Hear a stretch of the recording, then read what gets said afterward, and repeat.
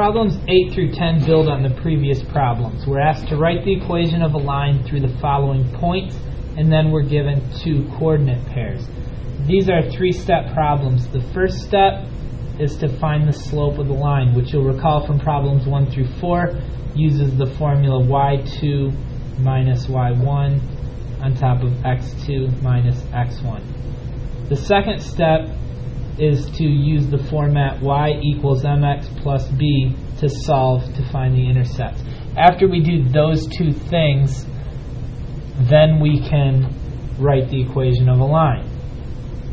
So it's helpful to go through just like in numbers 1 through 4 and label x1, y1, x2, y2. And then we're going to fill in that slope fraction. y2 is 9, so we're going to start with 9 minus y1, which is 5. And put that on top of x2, which is 5, minus x1, which is 3. 9 minus 5 is 4, 5 minus 3 is 2. This simplifies to 2, so that we know the m value of this line is 2. The next step is to pick a coordinate pair. It doesn't matter which one, you'll get the same answer whichever you choose. I'll choose the first pair. And we're going to fill in a y equals mx plus b equation so that we can find out what the y-intercept of this line is. So in this case, y equals, we'll start with 5 equals the m value of 2 times the x value of 3. And we just tack on plus b at the end. 2 times 3 is 6, so we end up with 5 equals 6 plus b. And then we move that 6 to the other side. 5 minus 6 is negative 1. All we have left on the right side is b.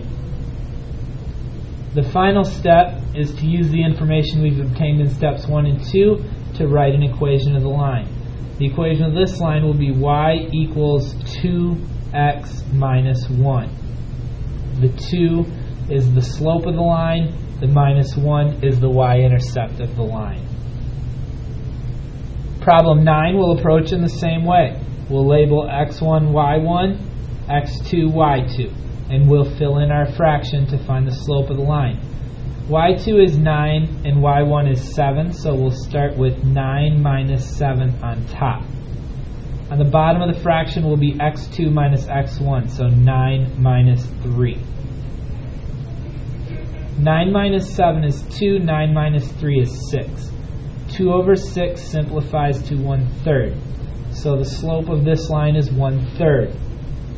Again, I'll choose the first point to work with, and I'll fill in my y equals mx plus b using that information. In this case, we'll be writing 7 equals 1/3 times 3 plus b. 1/3 times 3 is 1, so 7 equals 1 plus b. We'll move that 1 to the other side so it becomes a minus 1. 7 minus 1 is 6, and all we have left on the right side is b. So the intercept of this line is 6, and we can now write the equation of the line. Y equals 1/3 x plus 6. Problem 10. Negative 9 minus 6 on top, negative 5 minus 10 on bottom. Negative 9 minus 6 is negative 15. Negative 5 minus 10 is also negative 15. This slope simplifies to 1. I'm going to again choose the first point to work with. So my y equals mx plus b will be written as 6 equals 1 times 10 plus b. 1 times 10 is 10, so we're left with 6 equals 10 plus b. And when we move a positive 10 to the other side of an equation, it becomes a minus 10. 6 minus 10 is negative 4, and all we have left on the right side is b. So negative 4 is the y-intercept of this line. And finally, the equation of the line is y equals x minus 4. Remember, if the slope is 1, you don't have to write 1x. But had you written the 1 and your final answer was y equals 1x minus 4, I would still count that as correct.